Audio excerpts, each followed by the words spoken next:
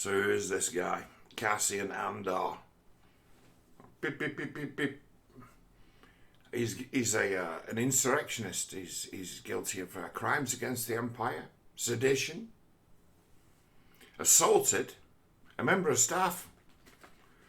And these guys, these cops are like, he's probably our man, isn't he? Obviously a pattern of criminal insurrectionist behaviour. Imagine. And he'd be like, nah, truth of it is he's got his collar felt like once. And the crime he was caught for, he got away with 10,000 times. You just caught him the once. And when they've caught him the once, they're like, oh, well, this is the only thing he's ever done. This is who this guy is.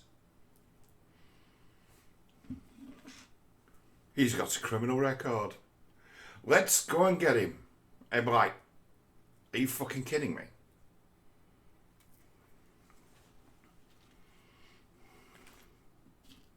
Are you kidding me? It's like, right, this planet, it's called like Ferox, but you might as well call it Belfast. Excuse me? Yeah, we don't fucking police that place.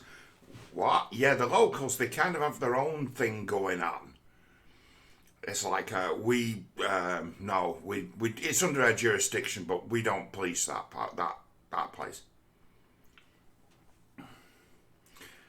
Don't be absurd.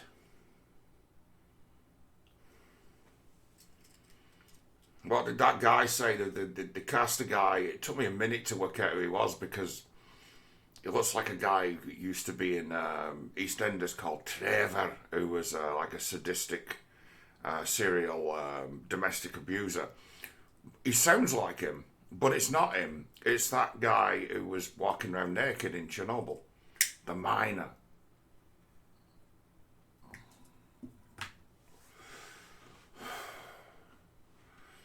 And he's got some like fucking bullshit fucking notion as to say, you know what, we like work for local corporate security. Local corporate security is the first line of defence for the Empire. You know, if we bring this guy in, there's a chance here we might see some promotions around here.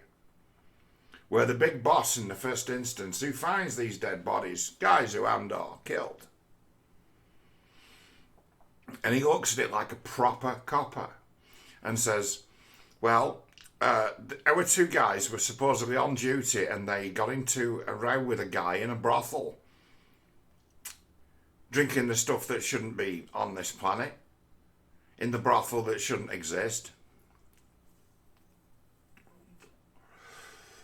And the big boss is like, well, it looks like these two guys, they might have pissed on someone's chips, and they did.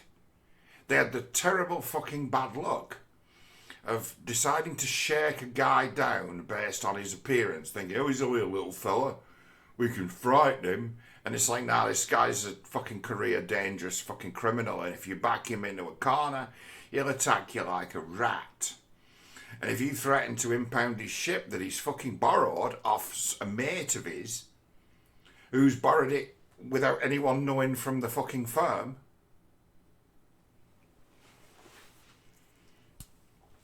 yeah, it's. I'm letting you. It's like you've got a mate who works at the council who lends you a council van, and then you get busted driving it.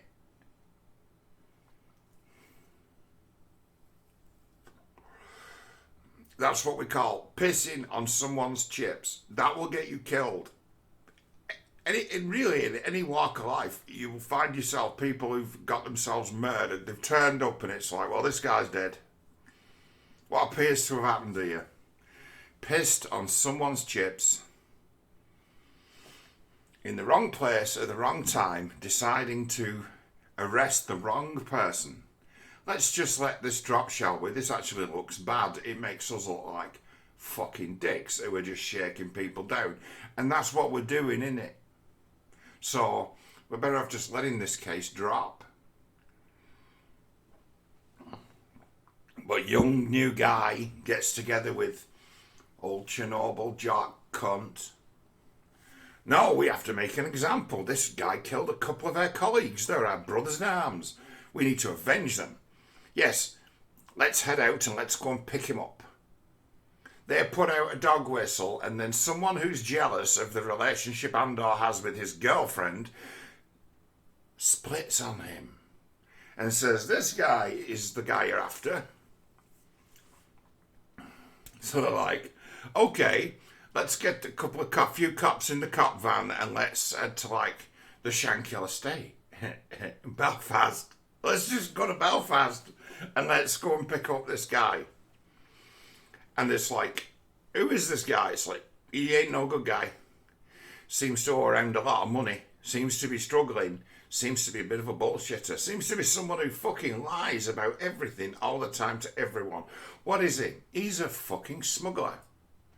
It's all he knows by the looks of him. What? Yeah, he's like Tarzan boy. Yeah, he comes from a planet. That was a cool thing they put in that Andor. We'll check for this for an Easter egg. The planet that he comes from is called Karari or Karali.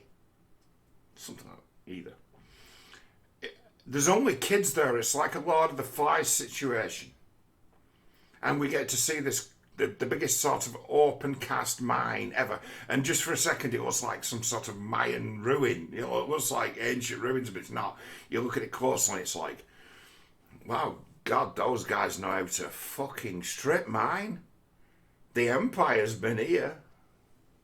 Strip mined. And then it's like, oh, there's no such place. Oh, but if you look into it, yeah, it was a mining colony where there was a mining disaster. Well, there was a mining disaster on that, what's it called? Is it Jeddah in Rogue One? When they used the Death Star to destroy Jeddah City, they called it a mining disaster. So that Karali had a mining disaster of its own just without a Death Star. It was like the kids escaped or weren't killed. Why might the Empire kill all the people on that planet? It's like they might have found something really valuable that they didn't want them to have any fucking knowledge of. You know, in Star Wars mythos, the Geonosians, the little insect guys, they built the superstructure and the power system and the hyperdrive for the Death Star. And as soon as the Death Star was skinned, wiped out the whole race of them with a biological weapon. So they couldn't talk about it. So that's who we're talking about with the old Empire. They might have found something valuable. They might have found like a gold deposit on that planet and been like, oh, fuck me, we've hit the motherlode here. We need not tell anyone about it. So mining disaster means Empire finds reason to abandon the place and make it a no-go area. That's what it means. So it's like a kid who's come from there, who's been abandoned, who got picked up by scavengers. It's a little bit like Guardians of the Galaxy, isn't it? It's a lot like Guardians of the Galaxy.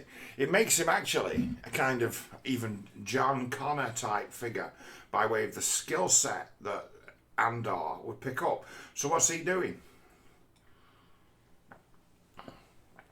Well, it's kind of Belfast, isn't it? So him and his mates are in the ship business. They work at the shipyards, but their shipyards aren't. It's like Star Wars. It tells you some. There's some great messages from it. So they're stripping down old ships. And you can't, they've not made so many of them ships like so recognisable, but we can see it. They're stripping down hulks. We've seen it in Star Wars stuff before. There's a few planets where they have just become that, where they're just scrapyards. And it's like, those ships were built at Kuat Drive Yards, one of the richest and most prosperous organisations and places in the Star Wars galaxy. And about 20 years after they were built, 15 years after they're built, they're being disassembled by slave labourers working for fuck all on faraway planets. And it's like, this is a great big make-work scheme. This is a kind of distribution of wealth. as to whether there's a scrappage economy that's very strong. Very strong. And it's like, you either work for the company or you don't work. And it's like, that is what the empire is. It's like, that's kind of what we've ended up with too, or you can find yourself in, because it's a matter of, as issue in Ireland, because that's what this one is about. As soon as they start knocking with the pots and pans, it's like, this is Belfast, this. This is the Irish kids playing cops and robbers with the British Army for a couple of decades. The Royal Ulster Constabulary versus you don't come to this fucking neighbourhood for no reason at all. It's our territory.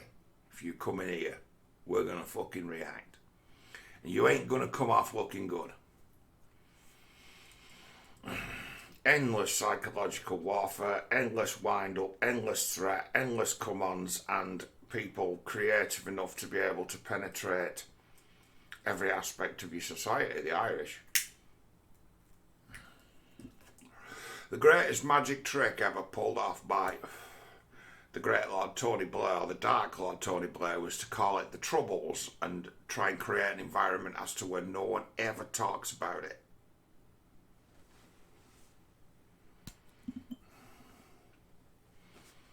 That talk about an issue that was just ignored, just abandoned. Right, we just don't talk about it no more. Just fuck it. It's like, what about the criminal and intelligence networks where there was 99% of their war effort? What about them?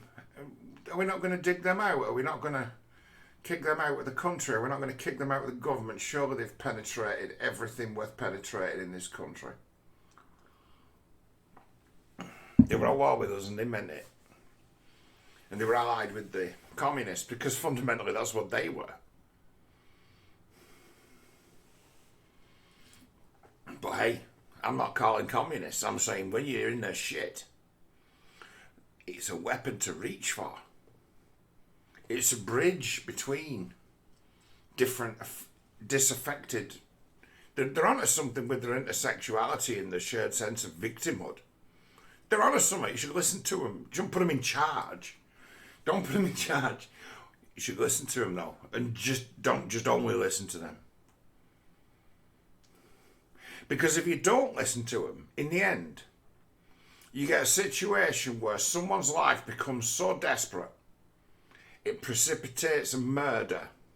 Because the murder is less hassle than what the system processing this person might do to him and his friend who went in the ship and his fucking job, and then by extension everyone else involved in their fiddle, because it's like Andor, tip and a wink. Never watched something so familiar to me in the way that people operate as that show. It's like this was filmed in the north of England, made in the north of England, written in the north of England, and this is how people talk to each other, as to where one man says to another, he says, last night I came round to your house and we ended up having a drink together and I fell asleep on your settee and when you woke up I left. Okay. The lie agreed upon become the ironclad. Truth or alibi, all prearranged. Andor meets loads of people and loads of people are like, where's the money you owe us? Why haven't you come through on the end of that deal you promised us? But no one's running to the cops. It's like, he knows enough about all of them to take the notion of law enforcement off the table. It's like, okay, you come at me and I'll split on you. We are all partners in crime. So it's like, as you're thinking, you know, there's plenty of people, even plenty of enemies this guy's got. And it's like, yeah, and he's safe because of it. Amongst his own. So it's like, when those cops turn up, oh, we're going to arrest this fella. And they start like knocking around his elderly adopted mother, who everyone loves. She's a great help to everybody because, say, fucking proper, like, street criminal, bad history people. They're the best in the world at virtue signalling that they have a great virtue and honour, because they know better, don't they? They know what they've done.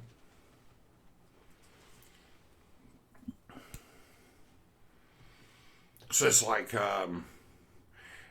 he has come to the attention, got caught wrong, doing something kind of off the books for himself, which has not been fully alluded to. No, the key information about he was looking for his sister, we find the beginning of that story.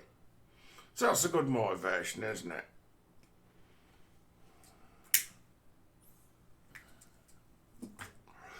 He was rescued from that planet, but not at the same time, and so was she, but not at the same time. So he's trying to find his sister, and that might be his lifelong quest. That might be something that it takes more than one series of Andor to resolve. Maybe something that never gets resolved, but it's a matter of those kids were sat there in the Star Wars universe waiting to be slaved out. Because that's what happens in Star Wars. In the same way as that's what happens in any neglected place, abandoned place, or war zone. The kids get slaved out. He, in having been Andor, in having been rescued by scrappers, scavengers, criminals, he's the lucky one. The rest of them will have been sex slaved out as soon as they were discovered.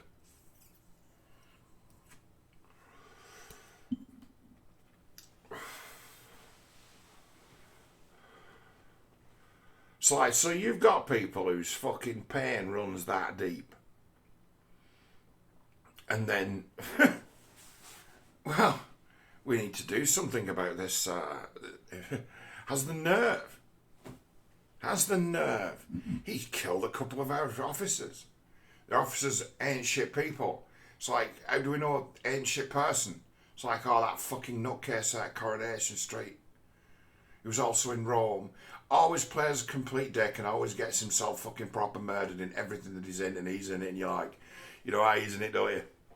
It's like, why? Because in 5 minutes' time he's going to be begging for mercy and getting murdered, having been a bully. It's like, how do you know that, John? It's like, well, there's certain actors that are just really good at playing certain parts. He's a great scumbag who then has the tables turned on him and begs for mercy. It's what he does best. I've been watching that Lord of the Rings show, just a side thing, and noticed there's a great deal of parts in that show taken by people who've been previously in the Spartacus shows. That says two things. Well, all them actors in the Spartacus show, they're not really actors. They're stuntmen and stunt women. And it looks like loads of stunt-capable actors have been cast in that show, or people who've already, in previous shows, had some combat training with classical arms. So it's like, episode 1 of that Lord of the Rings show comes on, and Simon Merrill's is in it. It's like, fucking hell, he was in Spartacus, and then he was in another show that failed called Nightfall. But he's really good at acting. He's like a Shakespearean type great speaking actor. So he plays an elf perfectly with his pointy ears and his serious demeanour and calm temperament. So he plays his role, and it's like, okay, so why have they put him in it? It's like, well, he's actually really good at this fighting shit they do.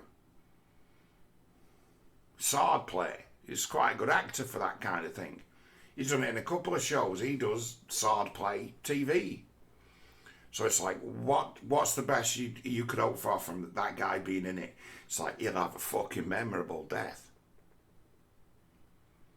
Says they'll cast him in it to be a high-class act in a small part who has a memorable death. And it's like, why? It's like, well, they crucified him in the last show he were in, or were it burned at the stake? Something like that. And in the first show, he like has this like ultimate death struggle with Spartacus, and sort of comes out on top by like due to the fact that a couple of his escorts turned up and threw 3 javelins through Spartacus. He didn't win because he beat him at arms.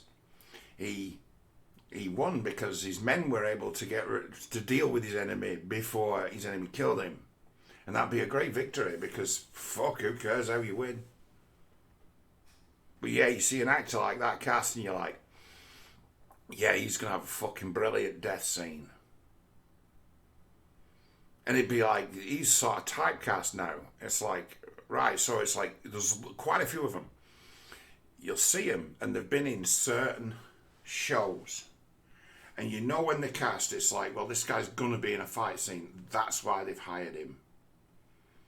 There's a few of those guys who are waiting to be killed off in that Dragon show as well, as to where you look at the casting and you look at the guy and what's he been in before. It's like, well, they've recast a guy who they killed off in season 1 of Game of Thrones as a Lannister. And it's like, what else was he in? It's like, oh, he was Torsten in Vikings. It's like, oh, well, Torsten's like, he was in series like 1, 2, and 3 of Vikings, and eventually he did a scene where they amputated his arm at the shoulder and then went in a battle with one arm. Like, oh, so what's he going to do in that Dragon show? I think he's going to get stuck in it. I think he's going to get killed. And I think things like, for these guys who play, these guys who get killed, I think there's like perfect 3D like printing models of them. There's full CGI versions of him in lots of computers as to where they've already killed them once digitally, so they can kill them again. But yeah, continue to watch Andor. You find that it having been written by Tony Gilroy, and him having the certain pieces thrown at him, his head thrown at him, it's like, it's a show about the IRA. The banging and clattering of pans. The warning sent out when the poor are on the way. Where all the wives and old ladies of the neighbourhoods, the old ones who used to be out shaming people, you know, the fucking insufferable fucking complaining old whores now. Once upon a time they were like fine and upstanding defenders of the community, and if you get them shifted against you, it's like they make your notion of control absolutely impossible when they all decide to start banging pots and pans to warn all the wrong uns who might have a reason to run and hide, to run and hide. And then all their kids, they be like, we need a diversion, you little kids, young kids who the police can't do anything to. You get out there and you start fucking with them. Yes, Mum. There's a million films to be made about the Irish